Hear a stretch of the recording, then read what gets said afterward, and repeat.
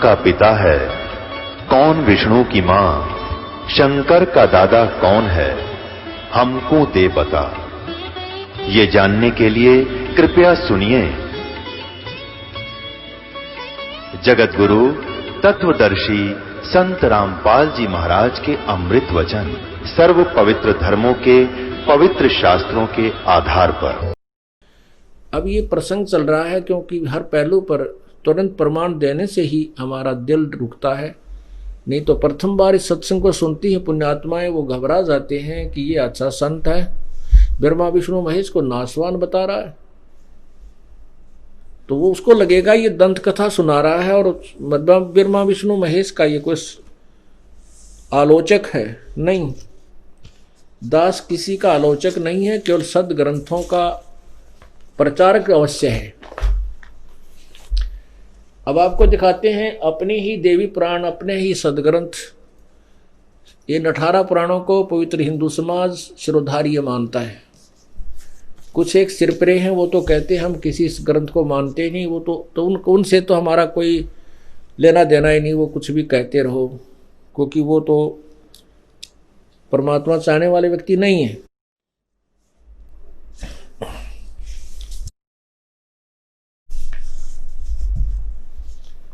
अब देखिएगा श्री देवी भागवत पुराण,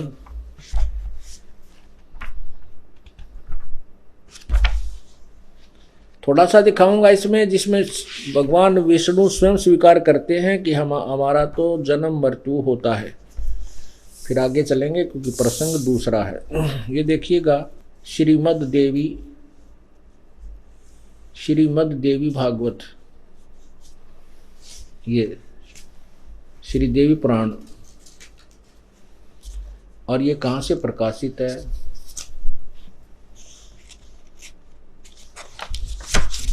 कौन इसका अनुवादक है? नीचे देखिएगा। संपादक हैं हनुमान प्रसाद पोदार चिमनलाल गोस्वामी। और ये कहाँ से छपी है? इसके प्रकाशक हैं प्रकाशक एवं मुद्रक गीता प्रेस गोरखपुर, गोविंद भवन कार्यालय कोलकाता का संस्थान। तीसरा स्कंद,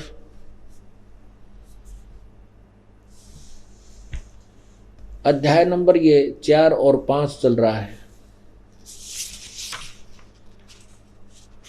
ये 5वां अध्याय है और 123 पृष्ठ पे।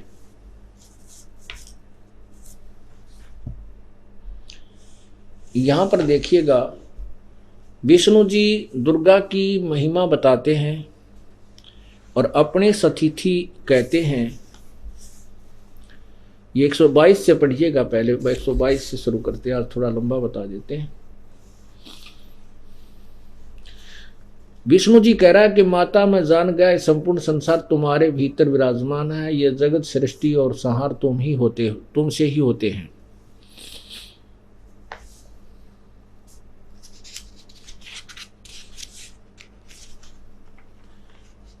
यहां देखिए 120 पृष्ठ पर देखना, विष्णु जी बोल रहे हैं। यही तीसरा स्कंद है। दुर्गा के विषय बता रहे हैं। ये मूल प्रकृति हैं, सदा परम पुरुष के साथ रहती है, ब्रह्मांड की रचना करके परम पुरुष को दिखाया करती है, परम पुरुष दृष्टा है। ये वे ही दिवांगना है। विष्णु जी कह रहे ये वे ही दिवांगना है जिनके प्रलय वर्ण में यानी प्रलय काल में मुझे दर्शन हुए थे। उस समय मैं बालक रूप में था, मुझे पालने पर ये झुला रही थी।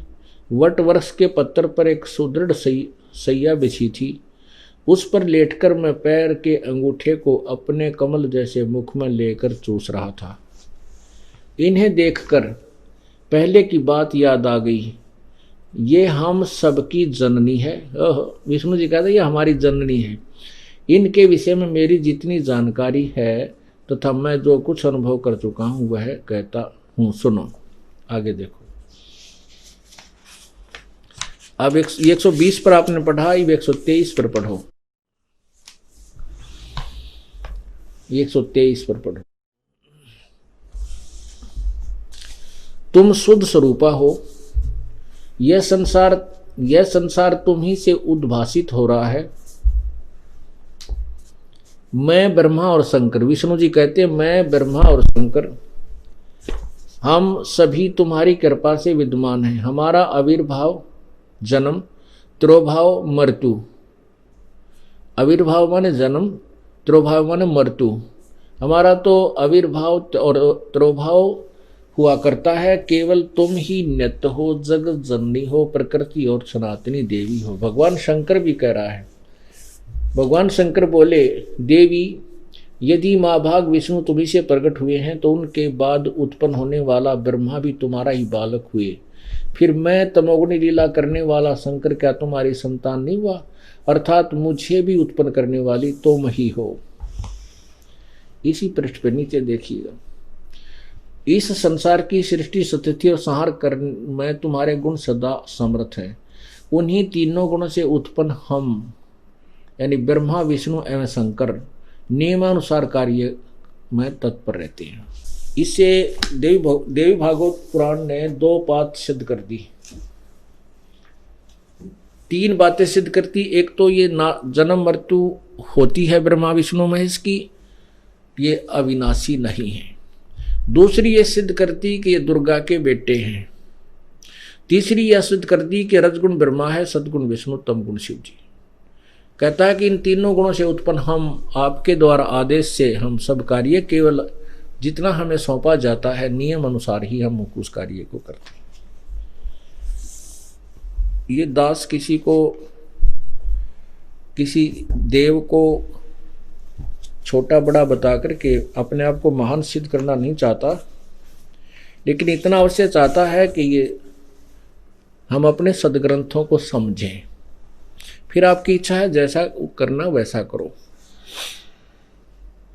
पहले सदग्रंथ समझ में आने चाहिए। अब क्या बताया है कि जैसे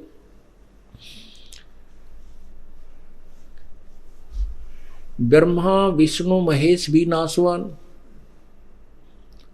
इनकी मृत्यु होती है, और ब्रह्म ज्योति निरंजन जो इनका पिता ये भी नासवान।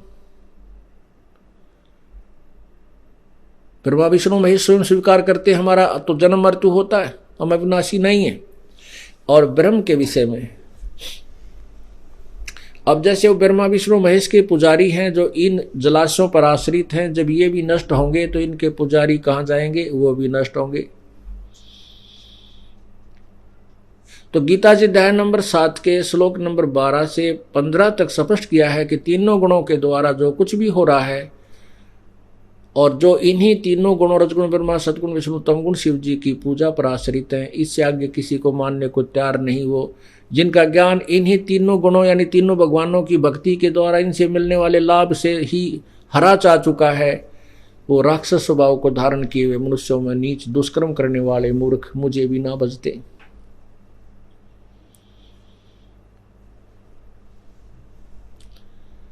अब पुण्यात्माओं, ये एक तत्व ज्ञान है और इसको हम केवल सिंपल लैंग्वेज में या एक कथा कहानी तौर पर नहीं सुना सकते, क्योंकि उसका विश्वास किसी को हो ही नहीं सकता, क्योंकि ये वो अनमोल कहानी है जो आज तक हमने कभी सुनी नहीं थी।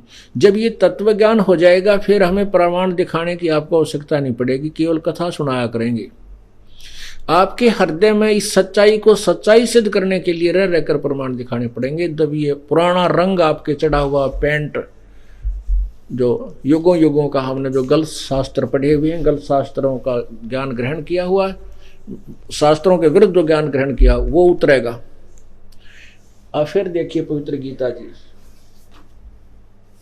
अब इन सदग्रंथों, ये हमारे जो पवित्र सदग्रंथ हैं गीता जी, वेद, कबीर परमेश्वर की वाणी या गुरु ग्रंथ साहिब, बाइबल और कुरान आदि जो सदग्रंथ हैं ये आदरणीय हैं। इनके पठन पाठन से हम जो पढ़ते हैं इससे लाभ तो होता है, लेकिन एक ज्ञान यज्ञ का होता है, तो इसलिए हम इनको बार बार पढ़ेंगे, आपको दिखाएंगे, तो ज्ञान यज्ञ तो आपको फल मिले ही मिलेगा और ज्ञान के साथ ही हम मोक्ष को प्राप्त करेंगे, क्योंकि ज्ञान से निर्णय होगा कि कौन सी साधना करनी चाहिए, कौन सी नहीं करनी चाहिए। इसलिए इस पवित्र गीता जी को आप फिर पढ़िए।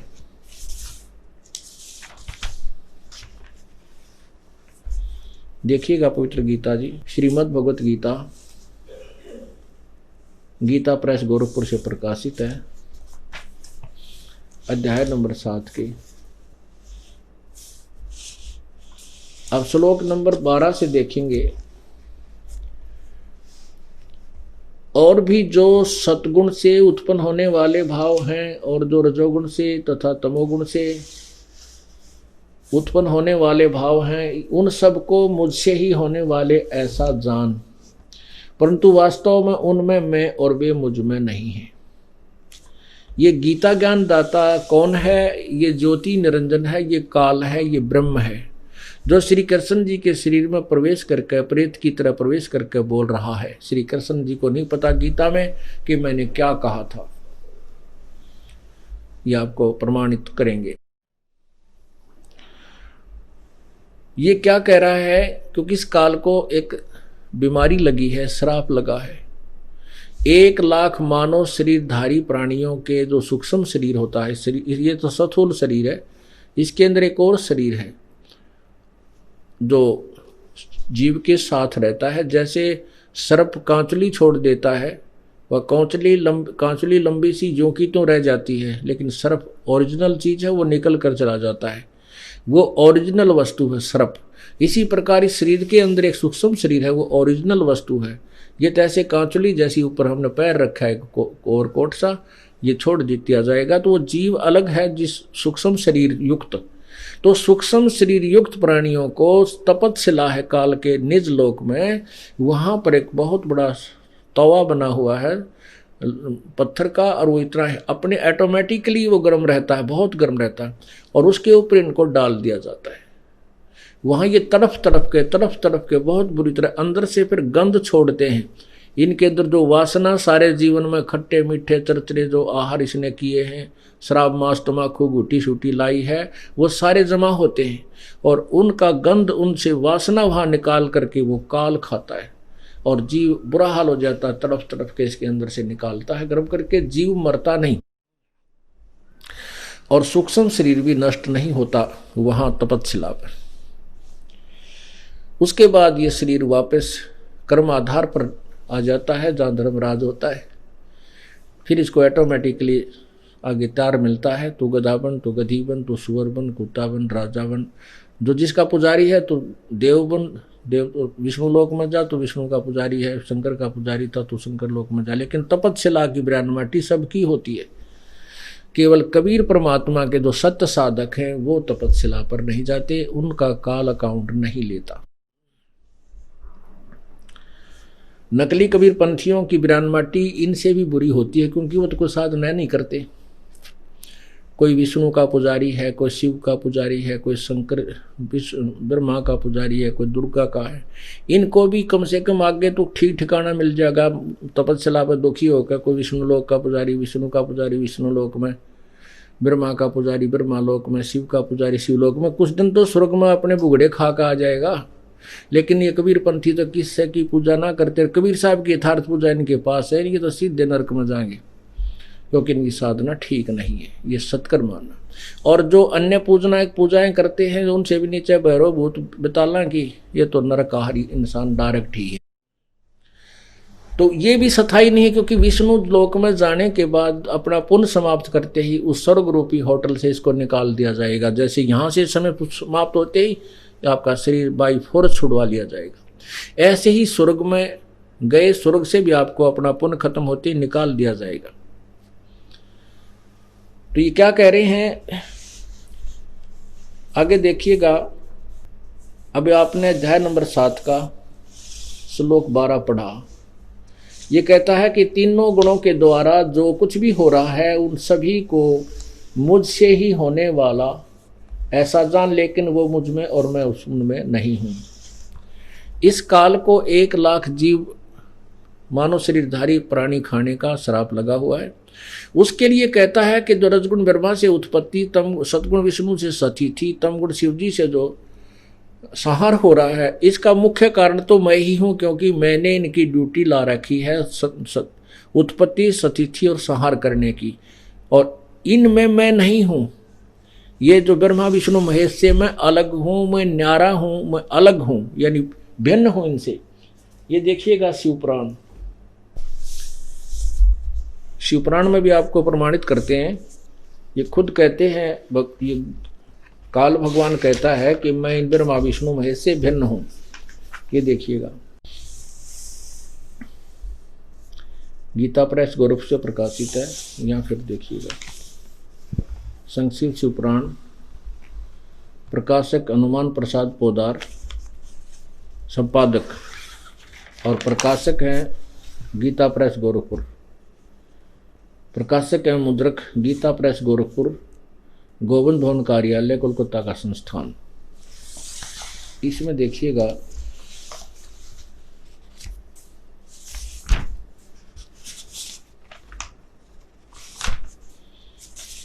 एक 110 पृष्ठ पे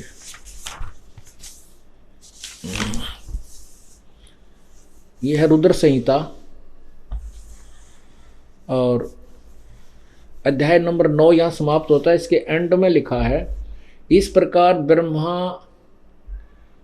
विष्णु रुद्र इन 3 देवताओं में गुण हैं, 3 देवताओं में, परंतु शिव गुणातीत माने गए। ये शिव कौन है? ये काल है। ये शिव रूप धारण कर लेता है, ये ब्रह्मा का रूप धारण कर लेता है, शिव विष्णु का भी रूप धारण कर लेता है। इसलिए शिव पुराण में इसको शिव लिख दिया, विष्णु पुराण में इसको विष्णु लिख दिया, ब्रह्मा पुराण में इसको ब्रह्मा लिख दिया, और साथ में ब्रह्मा विष्णु और ये रुद्र अलग भी हैं, तीनों न्यारे। तो ये कहता है ये परंतु शिव गुणातीत माने गए, इनसे अलग है, इनसे न्यारे माने गए हैं। 4 सिद्ध हो गए, ब्रह्मा विष्णु महेश, और ये कहता मैं इनके अंदर नहीं हूं, ब्रह्मा विष्णु महेश से मैं भिन्न हूं, वो भी सिद्ध हो गया। तो ये कहता है कि मैं इनमें नहीं हूं और ये मुझ में नहीं है, ये जो कुछ हो रहा है ये इसका मुख्य कारण मैं ही हूं, क्योंकि मेरे कारण ही ये तीनों यहाँ स्थिति, संहार और जो है उत्पत्ति कर रही है। आगे फिर क्या बताता है कि ये 3 प्रकार की ब्रह्मा विष्णु महेश ने जो यहाँ से आपको उलझा रखा है, ये बड़ी खतरनाक है। त्रिगुणमयी मेरी माया बड़ी खतरनाक है, दुस्तर है। ये देखिएगा, अध्याय नंबर 7 का श्लोक 13।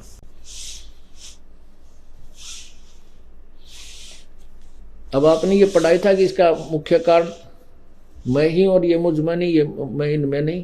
तो ये 13वें में कह रहा है कि गुणों के कार्य स्वरूप सात्विक, राजस और तामस, इन तीनों प्रकार के भावों से सारा संसार, प्राणी समुदाय मोहित हो रहा है। इन तीनों गुणों से परे यानी न्यारा मुझ अविनाशी को नहीं जानता। आगे चलो, 14 में कहा है, क्योंकि यह अलौकिक अर्थात अति अद्भुत त्रिगुणमयी मेरी माया, क्योंकि यह अलौकिक अर्थात अति अद्भुत त्रिगुणमयी मेरी माया बड़ी दुस्तर है। रजगुण ब्रह्मा, सदगुण विष्णु, तमगुण शिव जी, माया त्रिगुणमयी मेरी माया बड़ी खतरनाक है। जो पुरुष, जो साधक मुझको ही निरंतर भजते हैं, वे इस माया से ऊपर उठ जाते हैं, उल्लंघन कर जाते हैं। अब 15 में क्या लिखा है, माया के द्वारा ब्रह्मा विष्णु महेश से मिलने वाले लाभ पर उसी पर आश्रित हैं, उनसे आगे किसी की बात सुनने को तैयार नहीं, उन लोगों का जिनका ज्ञान हरा जा चुका है। तीनों ब्रह्मा विष्णु महेश के पुजारियों के विषय में कहा है कि उस माया, ब्रह्मा विष्णु महेश रूपी माया के द्वारा जिनका ज्ञान हरा जा चुका है, अर्थात जो ब्रह्मा विष्णु महेश के ही पुजारी हैं। आसुर स्वभाव को धारण किए हुए मनुष्यों में नीच, दास नहीं कह रहा, अपनी गीता जी बोल रही है। आसुर माने राक्षस स्वभाव को धारण किए हुए मनुष्यों में नीच, दूषित कर्म करने वाले मूर्ख लोग मुझको नहीं बचते। अब इससे एक तो ये निर्णय हो गया कि ब्रह्मा विष्णु महेश पूजा के योग्य नहीं है। गीता जी में मना किया है कि राक्षस, उसका साधना कौन करते हैं? राक्षस स्वभाव को धारण किए मनुष्यों में नीच, दुष्कर्म करने वाले मूर्ख। यानी 4 डांट तुरंत मार रखी है गीता ज्ञानदाता ने, यानी 4 इनको गालियां समझो दे रखी है। अब शब्द कहे हैं गीता ज्ञानदाता ने, जो ब्रह्मा विष्णु महेश तक की पूजा पर ही आश्रित है। अब देखो, बार बार ये प्रमाण देना पड़ता है क्योंकि प्रत्येक सत्संग के अंदर स्टूडेंट बदल जाते हैं, श्रद्धालु भिन्न भिन्न होते हैं, कुछ पुराने भी होते हैं। तो पुराणों को तो और ज़्यादा ज्ञान दृढ़ होगा, ज्ञान यज्ञ का फल मिलेगा, और नए श्रद्धालु की आत्मा गदगद हो जाएगी, क्योंकि उसके अंतःकरण का अंधेरा दूर हो जाएगा। अब ब्रह्मा विष्णु महेश के पुजारी राक्षस क्यों कहलाए, ये उदाहरण देने होंगे। जैसे ब्रह्मा जी की पूजा की थी हिरण्यकशिपु ने, वो क्या बना, फिर राक्षस कहलाया और अपने बेटे का शत्रु हो गया, अपने ही पुत्र का शत्रु बन गया और उसको भगत को कितनी यातनाएं दी और राक्षस कहलाया। भगवान शिव का पुजारी था एक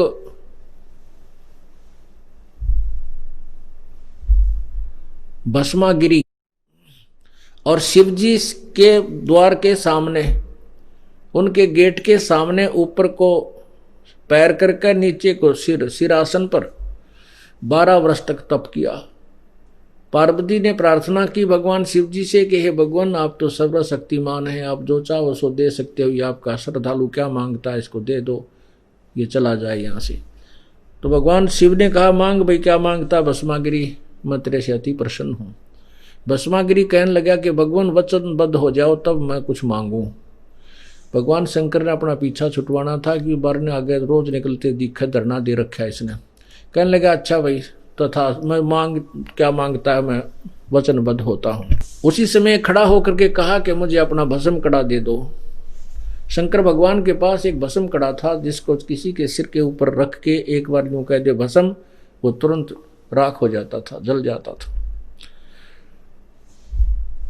भगवान शिव ने सोचा ये भाई साधु भक्त है, अपनी रक्षा के लिए मांगता होगा, निकाल के कड़ा दे दिया, क्यों वचनबद्ध हो चुके थे। अब वो दुष्ट आत्मा राक्षस स्वभाव का धारण किए हुए क्या मन में गंदी सोच लिए बैठा था, क्या तप कर रहा था कि कड़ा लेकर, भस्म कड़ा लेकर शिव जी ने मारूंगा और पार्वती को पत्नी बनाऊंगा। ओए होए, वो तेरा गजब हो। तो गीता जी के ज्ञान को हमने समझने के लिए थोड़ा सा दिल डांटना पड़ेगा, एकदम उफान नहीं आना चाहिए, क्योंकि हम इनके बहुत पुराने पुजारी थे, इसलिए एक बार हमें भी धक्का सा लग गया था। पर ज्ञान को सुने और समझे, आप शास्त्र को सामने देखकर हम संतुष्ट हो गए थे कि सचमुच हम गलत रास्ते जा रहे।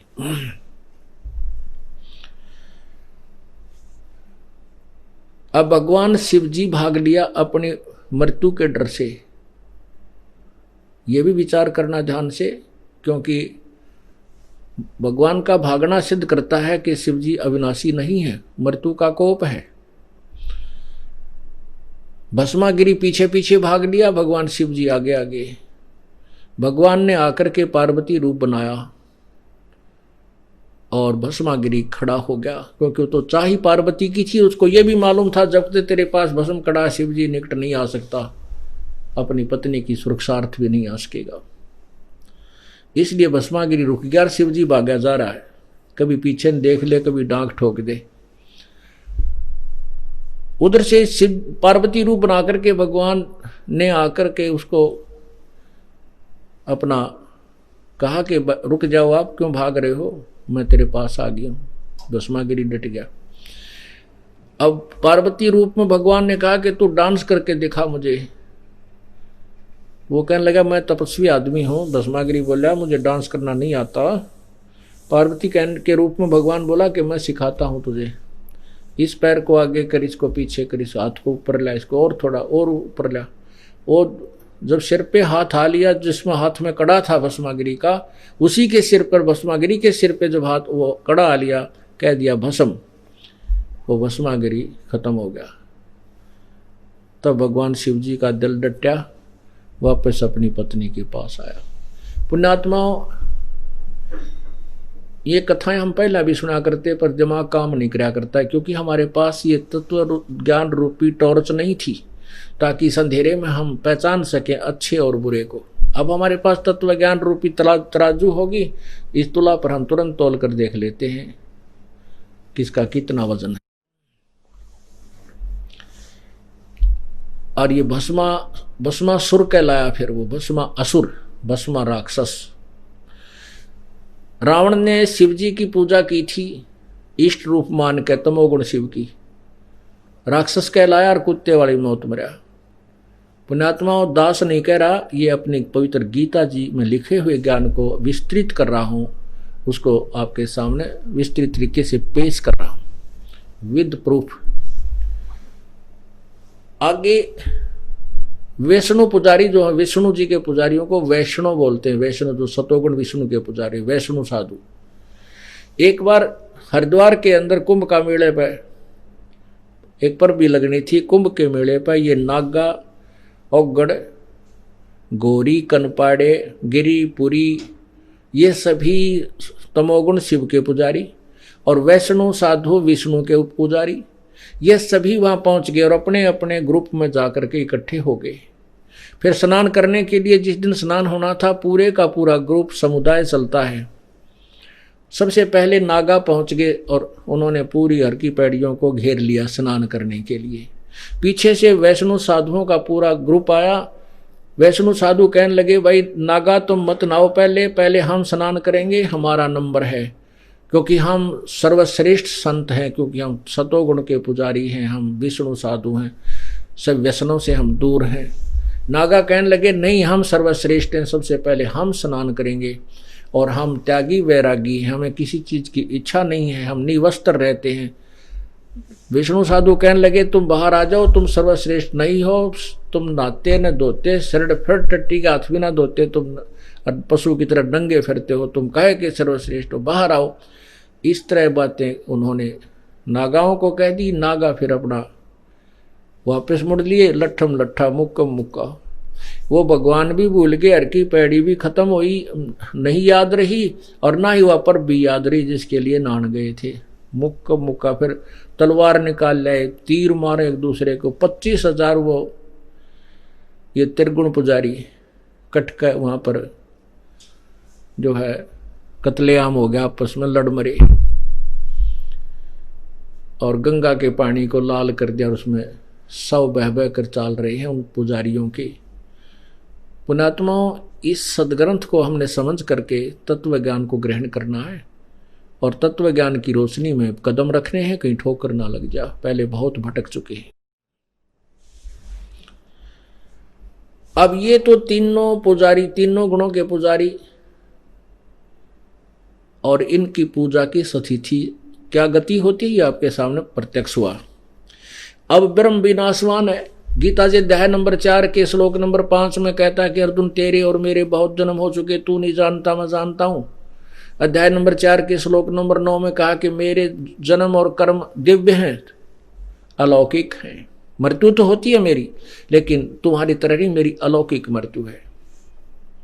गीता जी अध्याय नंबर 2 के श्लोक 12 में कहा कि अर्जुन, ये तू भी पहले था, मैं भी था, ये राजा लोग भी थे, आगे भी होंगे हम।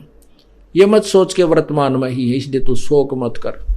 इससे भी सिद्ध हुआ कि गीता ज्ञान दाता पहले भी जन्मता रहा, आगे भी जन्मता रहेगा। ये अविनाशी नहीं है, ये ब्रह्म है। दूसरा उदाहरण है ब्रह्म, अध्याय नंबर 8 के श्लोक नंबर 16 में, क्योंकि ब्रह्म के पुजारी ब्रह्मलोक चले जाते हैं और ब्रह्मलोक भी नाशवान है। ये देखिएगा गीता जी अध्याय नंबर 8 के श्लोक नंबर 16 में, हे अर्जुन, ब्रह्मलोक पर्यंत यानी ब्रह्मलोक तक सब लोग पुनर्वर्ती में है। ये भी जन्म और मृत्यु में है, वहां भी जाने वाले मृत्यु को प्राप्त होते हैं, दोबारा जन्म लेते हैं, ये पुनर्वर्ती में। इससे सिद्ध हो गया कि जन्म ब्रह्म लोक में गए हुए ब्रह्म के पुजारी भी पूर्ण मोक्ष प्राप्त नहीं हो सकते और ब्रह्म भी नाशवान है, क्योंकि 7 ब्रह्मा की मृत्यु के उपरांत एक विष्णु जी की मृत्यु होती है, 7 विष्णु की मृत्यु के उपरांत एक शिव की मृत्यु होती है, 70,000 शिव की मृत्यु के उपरांत एक त्रिलोक, इसमें एक ब्रह्मांड में रहने वाला ये शिव रूपी भगवान यानी काल की मृत्यु होती है। इसका शरीर छूट जाता है ऑटोमेटिक। उसके बाद ये सब प्राणी एक ब्रह्मांड में प्रलय हो जाती है और दूसरे ब्रह्मांड में ये चला जाता है। दुर्गा की भी मृत्यु होती है ऐसे ही, और फिर ये दूसरे लोक में चले जाते हैं, वहाँ नए सिरे से फिर सृष्टि रखते हैं दूसरे ब्रह्मांड में। और ये जो 70,000 त्रिगुण जो तमोगुणी शिव मरने के उपरांत एक ब्रह्म की मृत्यु हुई, यानी शिव की मृत्यु हुई, ये एक युग है परब्रह्म का। ऐसे 1000 युग की परब्रह्म का दिन, इतनी ही रात्रि, 30 दिन रात का महीना और 12 महीने का एक वर्ष, 100 वर्ष की परब्रह्म की आयु है, उसकी भी मृत्यु है। अब कितनी लंबी चौड़ी इनकी आयु है। ब्रह्मा का एक दिन 1008 चतुर्युग का होता है। ब्रह्मा जी का एक दिन 1008 चतुर्युग का होता है। एक चतुर्युग में 43,20,000 वर्ष होते हैं। ओए होए। और 1008 चतुर्युग का दिन, 1008 चतुर्युग की रात्रि ब्रह्मा जी की। हम इसको सीधा 1000 ही ले लेते हैं तो 2000 दिन, 2000 चतुर्युग में दिन रात बने। और ऐसे ही 30 दिन रात का एक महीना, 12 महीने का एक वर्ष, 100 वर्ष की ब्रह्मा की आयु। उसके तो वर्षों की गणना ऐसे करनी है। और परब्रह्म की कैसे करनी है कि 7 ब्रह्मा की मृत्यु के बाद एक विष्णु मरे, 7 विष्णु की मृत्यु के बाद एक शिव मरे, और 70,000 शिव की मृत्यु के बाद एक ब्रह्म मरे, और फिर 1000 बार ये ब्रह्म मर जाता है, तब एक महाप्रलय होती है 21 ब्रह्मांडों की। तो वो एक दिन समाप्त हो गया, एक दिन समाप्त हो गया परब्रह्म का। तो परब्रह्म का एक युग हो गया 70,000 त्रिलोकीय शिव, और एक बार ब्रह्म की मृत्यु, उसका एक युग है। ओए होए, इतना लंबी उम्र है परब्रह्म की, और फिर भी मृत्यु होगी। तो परमात्मा कहते हैं, एती उम्र बुलंद मरेगा अंतरे, क्योंकि वो सतगुर लगे ना कान न भेंटे संतरे। इतनी लंबी उम्र भी तू प्राप्त कर लेगा तो भी तेरी मृत्यु होगी। क्यों होगी? क्योंकि जो गीता जी के अध्याय नंबर 4 के श्लोक 34 में कहा है कि उन तत्वदर्शी संतों की खोज कर उस परम पिता को पाने के लिए। वो नहीं मिले तुझे, वो तत्वदर्शी संत ना मिलने से तू यहाँ जन्मता भी रहा, मृत्यु को भी प्राप्त होता रहा, इतनी बड़ी बड़ी पदवी भी प्राप्त की तूने। अब जो प्रसंग चल रहा था, जो शब्द आपको, श्लोक, जो वाणी सिद्धदास करना चाहता था, उसकी भूमिका बनाई है ये।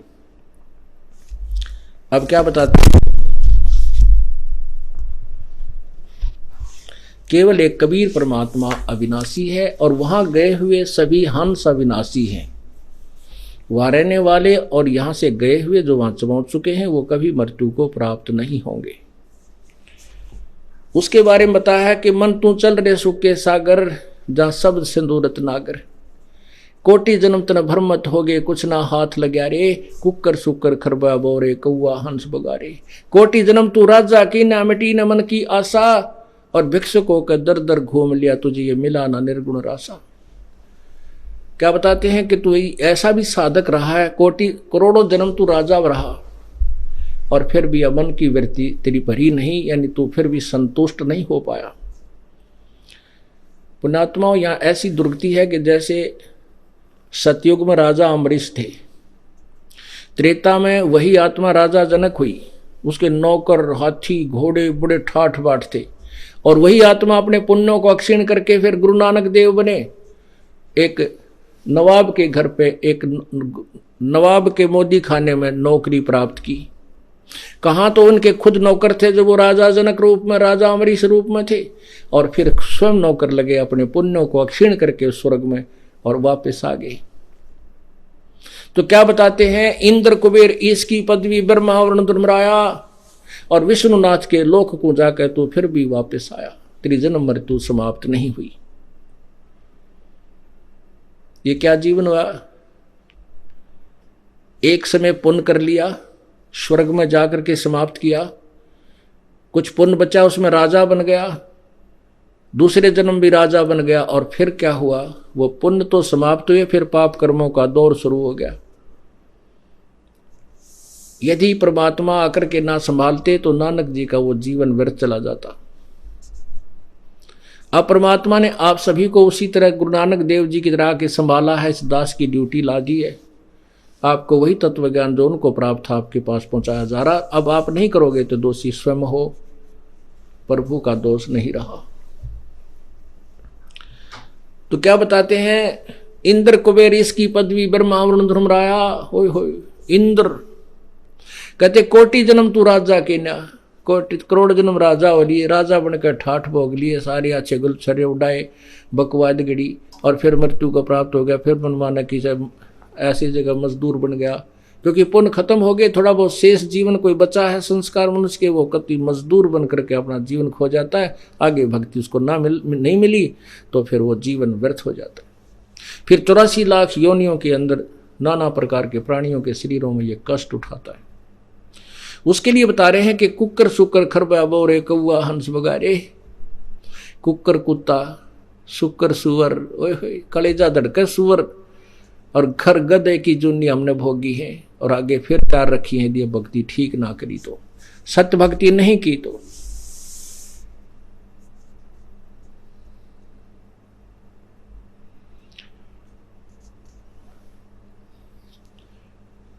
क्या बताते हैं, असंग जन्म तन मृत्या हो गए, जीवित क्यों ना मरे रे, और 12 मद महल मठ बोरे, बहुर ना दे धरे रे।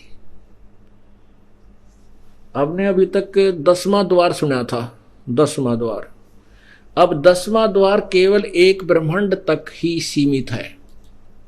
हमने अपने परमात्मा के पास, पूर्ण परमात्मा के पास जाने के लिए 12वें द्वार को पार करना है। 12वां द्वार पार करते ही हमें वो परमात्मा जो पूर्ण है।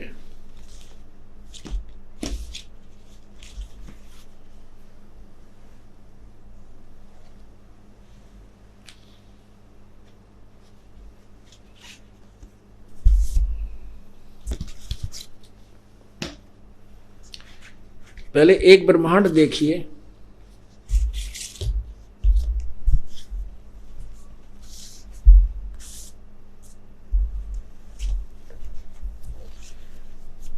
ये एक ब्रह्मांड देखें, ये एक ब्रह्मांड है।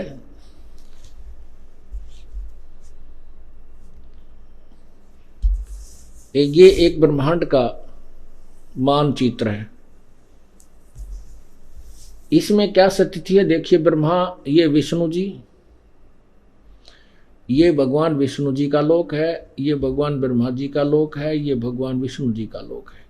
और ये तीनों भगवान केवल इन 3 लोकों पर, पृथ्वी, ये पाताल और ये स्वर्ग, इन 3 लोकों पर ये प्रभु हैं, एक एक विभाग के, एक ब्रह्मांड में। और ये है ब्रह्मलोक, ये ब्रह्मलोक है। इसमें ब्रह्मलोक में यहाँ नकली सतलोक, अलखलोक, अगमलोक, अनामी लोक आदि की रचना इस काल भगवान ने करवाई हुई है जीव को भ्रमित करने के लिए। अब हमने जो एक 10वां जो द्वार है वो केवल इस ब्रह्मांड में ही सीमित है और यहाँ तक रह जाता है। ये अंतिम द्वार है इसका, और इसमें इससे ब्रह्मांड से आगे चले जाने वाले इस शून्य स्थान पर परिक्रमा करते रहते हैं, इधर घूमते रहते हैं। यहाँ के लोग समझ लेते हैं कि ये बाहर चले गए, ब्रह्मांड फोड़ गए, ना कितना नहीं जाते, इस काल के जाल तो बाहर नहीं जा सके। ये एक ब्रह्मांड है। ऐसे ऐसे काल के 21 ब्रह्मांड, ये 21 ब्रह्मांड, ये 21 ब्रह्मांड है। ये एक ब्रह्मांड आपने देखा था, वो अब ये जानो केवल एक गेंद सी, जो अभी आपने एक ब्रह्मांड ये देखा था, ये ब्रह्मांड देखा था, तो अब इसकी ये लघु चित्र ये देखो, अब ये जानो। ऐसे ऐसे ये 5 ब्रह्मांडों का एक ग्रुप बना के एक महाब्रह्मांड बनाया है। ऐसे ऐसे 4 महाब्रह्मांडों में 20 ब्रह्मांड जो ना रोके हुए हैं। इसके बाद ये भी एक ब्रह्मांड है। अब आगे वही प्राणी जा सकता है जो यहाँ भी एक ब्रह्मांड है, ऐसा ही है इलिपिकल, यहाँ एक ब्रह्मांड है जो भी पूरा, और ये द्वार है आगे चलने को। अब ये 21 ब्रह्मांड का एक लघु चित्र हो गया। अब यहाँ अब देखना इसके दूसरी तरफ असंख्य ब्रह्मांडों का चित्र। अब आपने जो 21 ब्रह्मांड देखे थे वो देखिएगा, ये हैं। आपने जो 21 ब्रह्मांड ये देखे थे काल के, ये जो 21 ब्रह्मांड आपने ये देखे थे, अब इनकी स्थिति असंख्य ब्रह्मांडों के साथ दिखाते हैं। ये वाला ये छोटा सा ये स्थिति है इनकी, बस ये 21 ब्रह्मांड है। और ये है 7 शंख ब्रह्मांड परब्रह्म के, ये लाल जो एक सर्कल है इसके अंदर अंदर। और ये पूरा असंख्य ब्रह्मांड जो इसके बाहर भी अलग जो है, ये सारे ब्रह्मांड जो है ये असंख्य ब्रह्मांड। और ये भी इंक्लूडिंग 21 ब्रह्मांड ब्रह्म के, 7 शंख ब्रह्मांड परब्रह्म के, इनके समेत और भी असंख्य ब्रह्मांड हैं, इनके समेत पूर्ण परमात्मा कबीर जी इनका स्वामी है, ये इनका मालिक है। इनके ऊपर भी मालिक है, इस पर भी मालिक है, और इन असंख्य ब्रह्मांडों पर भी मालिक है, और सतलोक और ऊपर के लोकों का भी ये स्वयं प्रभु है। तो हम तो 21 हम कैसे पहुंचेंगे ये देखिएगा। वो 12 महल बता, 12 मद महल बट बोरे बहोर ना दे धरेरे। अब देखना, अब ये 10वां द्वार यहां समाप्त हो गया 21वें ब्रह्मांड में, क्योंकि प्रत्येक महाब्रह्मांड भी एक ब्रह्मांड जैसा ही उसमें क्रियाएं हैं। तो 21वें ब्रह्मांड के लास्ट में एक सुराख है जो इस परब्रह्म के लोक में प्रवेश करता है। ये देखो, ये 21 ब्रह्मांड है।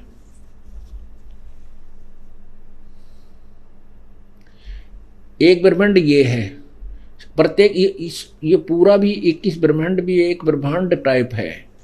तो जब ये प्राणी यहाँ सब जगह घूमकर इन अच्छी आत्मा यहाँ पहुँच जाती है, तो ये भी एक ब्रह्मांड का 10वां द्वार है, इस ऊपर वाले ब्रह्मांड का। तो यहाँ ये 10वां द्वार है, ये 21वें ब्रह्मांड का लास्ट। तो अब यहाँ आ जाइए, ये है 21वें ब्रह्मांड का लास्ट द्वार यहाँ पर। ये फिर परब्रह्म का लोक हो गया, ये 11वां, ये 10वां द्वार यहाँ समाप्त हुआ, इसमें प्रवेश हुआ। ये 11वां द्वार शुरू हुआ यहाँ से, ये 11वां यहाँ समाप्त हुआ। और ये 12वां जो इसके ब्रह्मांड जो है ना, 7 शंख ब्रह्मांड की जो परिधि है, इसके अंदर जो सुराख है ये 12वां द्वार है।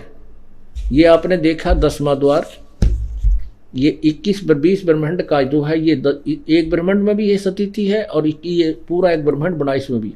और ये जो 12वां द्वार है ये सतलोक में ले जाता है। ये 10वां द्वार, ये 11वां द्वार और ये 12वां द्वार। ये 12वां द्वार जो है इसमें पार करके ये सतलोक में प्रवेश कराता है। तो यहाँ क्या बताया है कि 10वें 12 असंग जन्म तन मर्त्या होगे, असंग जन्म तन मर्त्या होगे, जीवित क्यों न मरे रे, 12 मद मैल मठ बोरे बहोर ना दे धरे रे। कि 12वें द्वार को पार करते ही तेरा वो परमात्मा पूर्ण ब्रह्म सतलोक का स्थायी स्थान है, सतलोक, जहां जाने के बाद तेरा फिर जन्म नहीं होगा। अभी तक हमने क्योंकि ये शरीर एक ब्रह्मांड के का ही इसके अंदर सारा विवरण है, ऐसा ही मैप नक्शा बना हुआ है। इस शरीर के अंदर जो भी हम देखते हैं, अनुभव करते हैं, केवल एक ब्रह्मांड तक की स्थिति है। इसके बाद फिर हमने परब्रह्म के लोक में जाना है, उसके बाद हमने सतलोक में प्रवेश करना है। तो वो 11वां द्वार परब्रह्म के लोक में, 12वां द्वार हमें सतलोक में प्रवेश कराएगा। इसलिए कहा कि 12 मद महल मठ बोरे बहोर ना दे धरे रे, दोजक भी सभी ते देखे राजपाट के रसिया, और 3 लोक से तिरपत नाई यो मन भोगी खसिया। कहते इस मन को चाहे कितना ही बना दे, पूरी पृथ्वी का राज दे दे, तो भी इसका पेटा, इसको दोनों संतुष्टि नहीं होती। फिर ये ऊपर के लोकों में ढूंढता, कहीं वहाँ ठिकाना मिल जाए, उसको भी काबू कर लूँ। जैसे अब हमारी विज्ञान चल रही है, ऊपर के लोकों में खोज कर रही है, शायद उसको भी काबू कर ले। चंद्रमा में भी काबू करना चाहा था, लेकिन वहाँ कुछ ना मिला, इसलिए उल्टे हट गए। तो इस प्रकार कहते हैं इसको 3 लोक भी दे दे तो भी इसकी संतुष्टि नहीं हो सकती इस मन की। और फिर जैसे किसी के पास से गरीब आदमी है, एक प्लाट है, उसमें सोचता है परमात्मा एक मकान बन जावे, बस यह चाह है मेरी, वो मकान बन गया।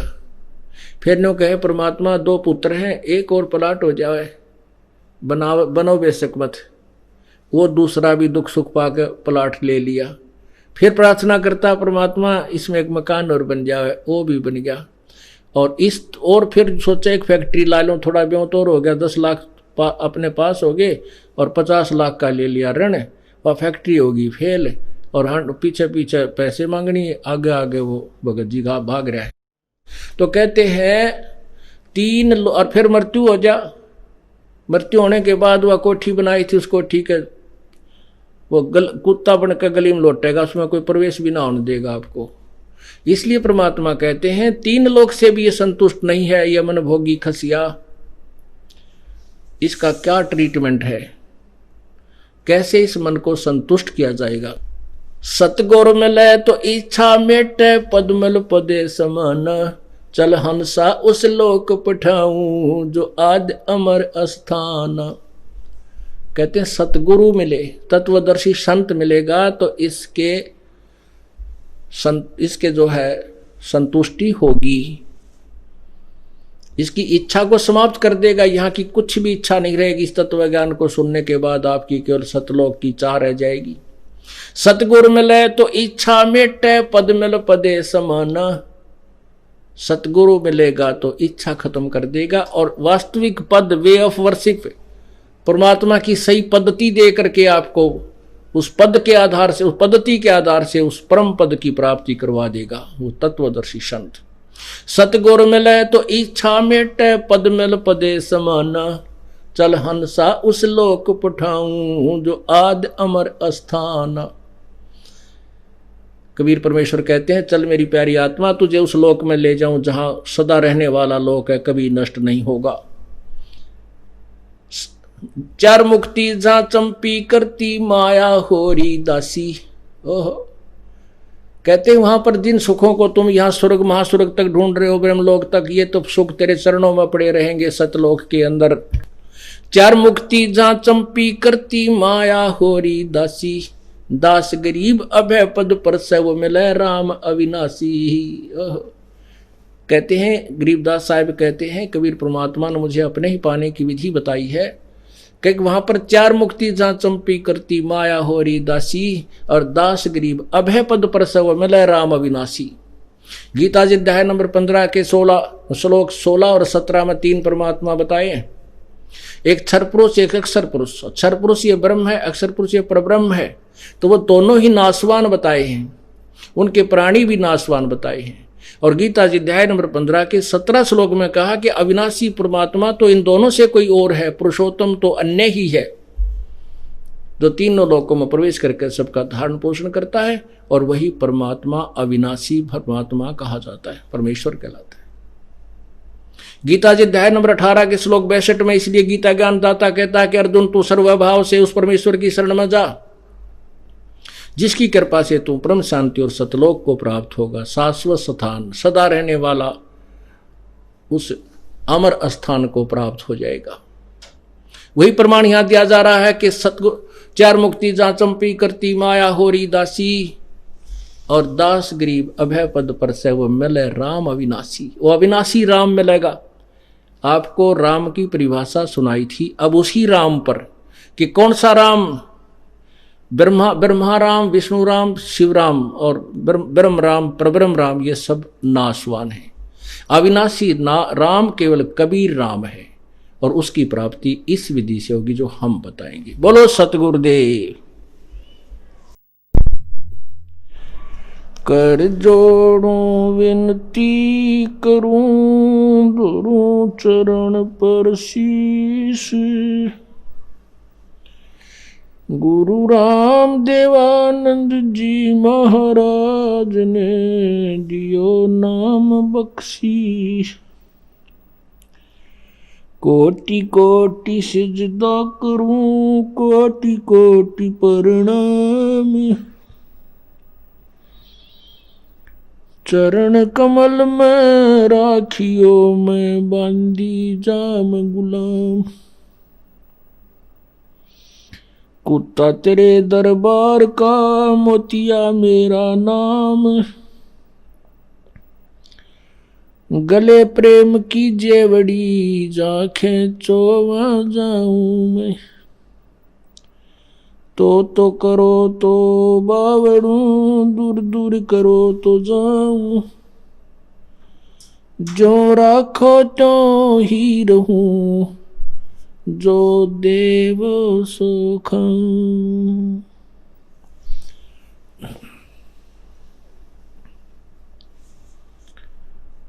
जय इब के सतगुरु मिले,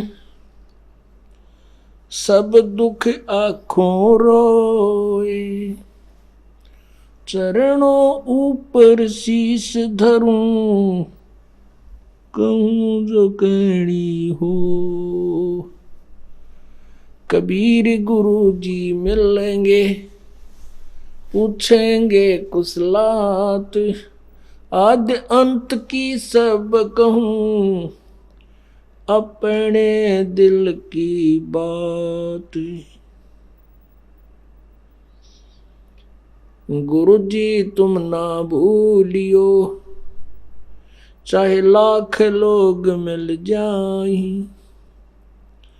हमसे तुमको बहुत है, तुमसे हमको नहीं। तुमरे विसारे क्या बने, मैं किसकी शरण में जाऊं। शिव वृंच मुनि नारदा, इनके हृदय न समाऊं। अब गुण किए तो बहुत किए, करत न मनी हारे। बावे बंदा बख्श दियो, बावे गर्दन उतार। अब गुण मेरे बाप जी, बख्शो गरीब नवाज। जो मैं पूत कपूत हूँ, बोर पिता को लाज। मैं अपराधी जन्म का, नक्शक भरे विकार। तुम दाता दुख भंजना, मेरी करो संभाल। आज सुबह के सत्संग में सभी पुण्यात्माओं ने सुना कि राम की क्या डेफिनेशन है, परमात्मा की क्या परिभाषा है, राम किसे कहते हैं। जिस राम की तरफ परमेश्वर ने संकेत किया है, कबीर जी ने स्वयं संकेत किया है अपने विषय में, वो राम कौन है, उसकी क्या स्थिति है।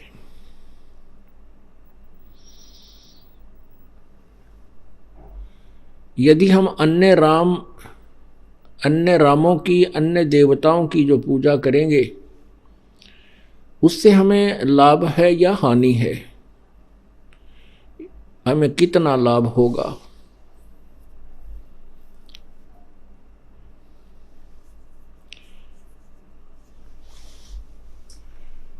पवित्र गीता जी के अंदर अन्य देवताओं की पूजा को मना किया हुआ है, और वेदों अनुसार जो साधना करते हैं, वेदों अनुसार साधना से क्या लाभ होता है, उससे भी हम परिचित नहीं थे। अब ज्ञान हुआ है कबीर परमेश्वर के उस तत्व ज्ञान से। ये भी प्रमाण हमारी पवित्र गीता जी में दिया हुआ है।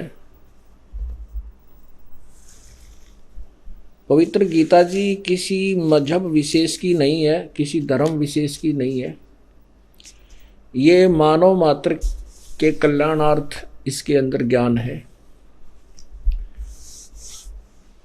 ये पवित्र सदग्रंथ उस समय लिखा गया था जब न तो कोई हिंदू था, ना मुसलमान, न कोई सिख था, ना ईसाई, अर्थात कोई अन्य धर्म नहीं था। केवल मानव मात्र के कल्याण के लिए चारों वेद और पवित्र गीता जी, ये सदग्रंथ ब्रह्म द्वारा प्रदत्त है।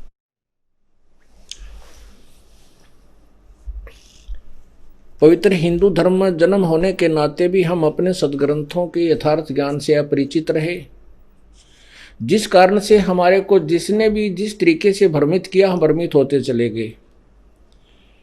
जितने भी ये मजहब बने हैं, जैसे राधा स्वामी बना है, ये धन धन सतगुरु बना है, निरंकारी बना है, या बाल योगेश्वर वगैरह जो अंसा देश वाला पंथ बना है जिसमें करोड़ों की संख्या में प्राणी भटक रहे हैं, ये सभी हिंदू समाज को ही इन्होंने भ्रमित कर लिया।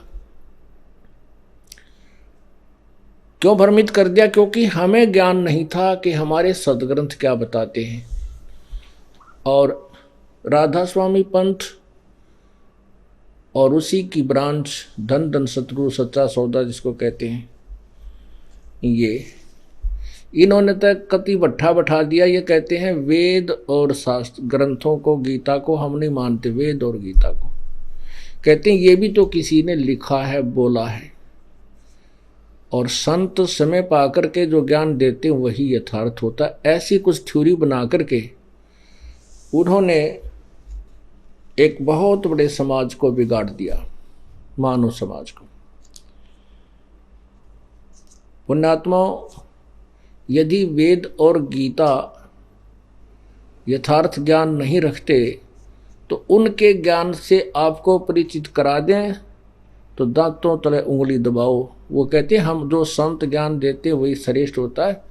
उनके ज्ञान का कहीं सिर और पैर नहीं है, कुछ भी कह खे का भी उन लोगों को ज्ञान नहीं था। और इतने मोटे मोटे पोथे बनाकर, क्योंकि भोली आत्मा श्रद्धालु होती हैं, वो ब्लाइंड फेथ करती हैं, उसका नाजायज फायदा इन लोगों ने उठा लिया। अब ये दास चाहता है कि हम अपने सदग्रंथों से परिचित हों और फिर हमें कोई भ्रमित ना कर सके, तब हम भक्त बनेंगे। गीता जी अध्याय नंबर 2 के श्लोक 53 में कहा है कि अर्जुन, तो भिन्न भिन्न प्रकार के वचनों, भ्रमित करने वाले वचनों से हटकर, भ्रमित ना होकर के जब एक तत्व ज्ञान पर आश्रित हो जाएगा, एक ही परमात्मा पर तो आश्रित हो जाएगा, तब तो तू भक्त बनेगा, अन्यथा तू भक्त भी नहीं है।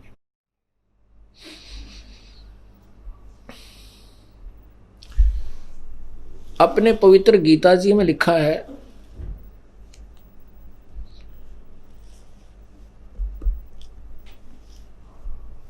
कि अन्य देवताओं की पूजा नहीं करनी चाहिए। एक परमात्मा को छोड़कर अन्य देवताओं की जो पूजा करते हैं वो शास्त्र विरुद्ध है, उससे कोई लाभ नहीं होता। जैसा कि आज सुबह के सत्संग में आपने सुना था, गीता जी अध्याय नंबर 7 के श्लोक नंबर 12 से 15 तक आपने पढ़ा।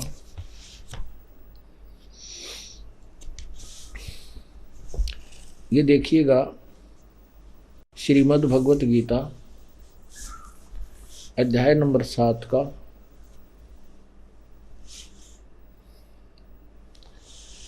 और ये श्लोक नंबर 15 तक हमने सुबह पढ़ा था।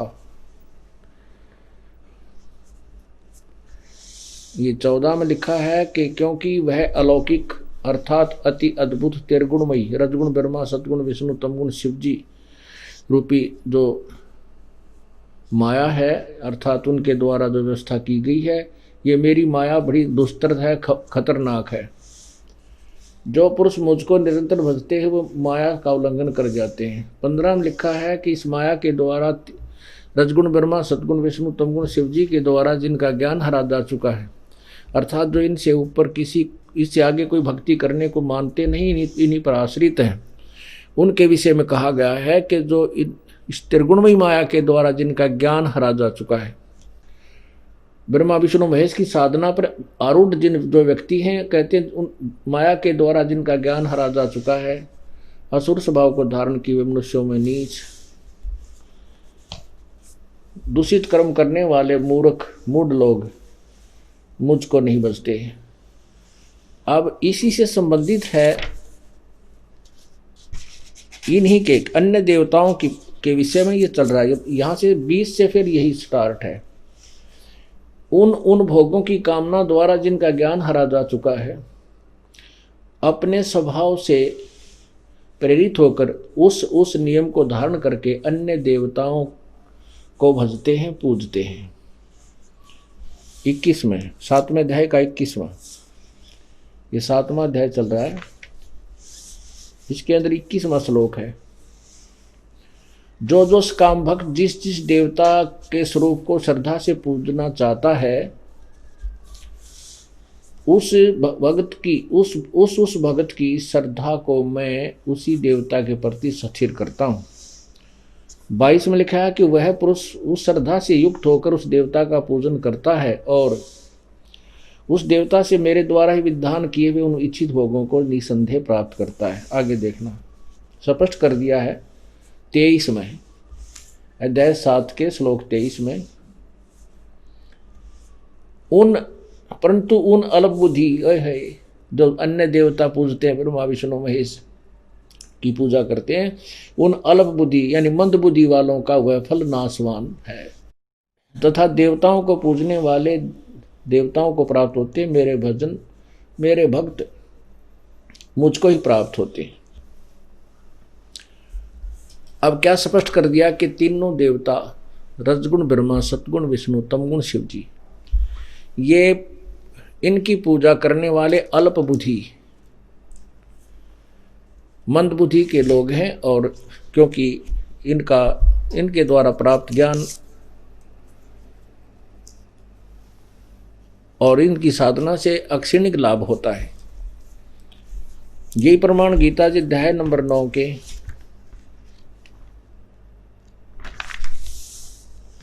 20 से और 25 तक देखिएगा कि पवित्र गीता जी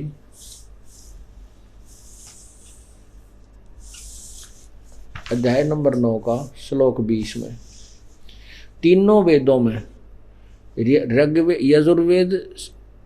ऋग्वेद, यजुर्वेद और सामवेद, ये 3 वेद पूजा के माने गए। चौथा अथर्ववेद बाद में दिया गया था। इसलिए तीनों वेदों में विधान किए हुए सकाम कर्म करने वाले सोमरस को पीने वाले पाप रहित पुरुष मुझको यज्ञों के द्वारा पूजकर स्वर्ग की प्राप्ति चाहते हैं। वे पुरुष अपने पुण्यों के फल स्वरूप स्वर्गलोक को प्राप्त होकर स्वर्ग में दिव्य देवताओं के भोगों को भोगते हैं। ब्रह्म कह रहा है, गीता ज्ञानदाता ब्रह्म। 21 में फिर कहा है, वे उस विशाल स्वर्गलोक को भोगकर पुण्य अक्षीण होने पर मृत्यु लोक को प्राप्त होते हैं। इस प्रकार स्वर्ग के साधन रूप तीनों वेदों में कहे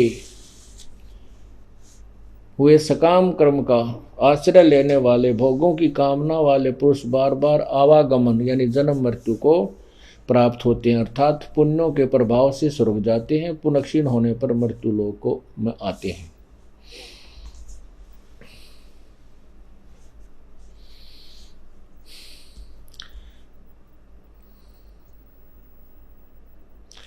बाईस में कहा है, जो अनन्य प्रेमी यानी केवल एक भगवान में आस्था रखने वाले को अन्य यानी किसी और में ध्यान ना रखता हो, भगतजन उस परमेश्वर को, मुझ परमेश्वर को निरंतर चिंतन करते हुए निष्काम भाव से भजते हैं। उन निरंतर मेरा चिंतन करने वाले पुरुष का योग अक्षेप यानी भक्ति की रक्षा मैं स्वयं प्राप्त कर देता हूँ, 23 में कहा है, हे अर्जुन, यद्यपि श्रद्धा से युक्त जो सकाम भक्त दूसरे देवताओं की पूजा करते हैं, अन्य देवताओं की, वे मुझको ही पूजते हैं, किंतु उनका वह पूजन अविधि पूर्वक अर्थात अज्ञान पूर्वक है।